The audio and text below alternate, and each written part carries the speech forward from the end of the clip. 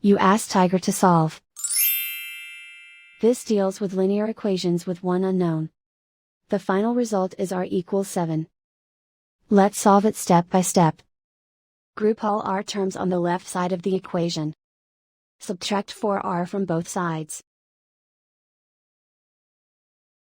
Group like terms.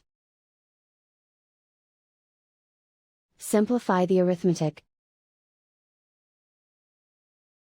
Group like terms. Simplify the arithmetic. Group all constants on the right side of the equation. Subtract 15 from both sides. Simplify the arithmetic.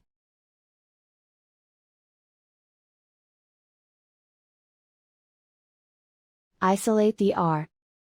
Divide both sides by -3. Cancel out the negatives. Simplify the fraction.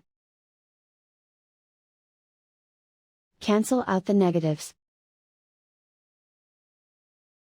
Find the greatest common factor of the numerator and denominator. Factor out and cancel the greatest common factor. And so the final result is r=7.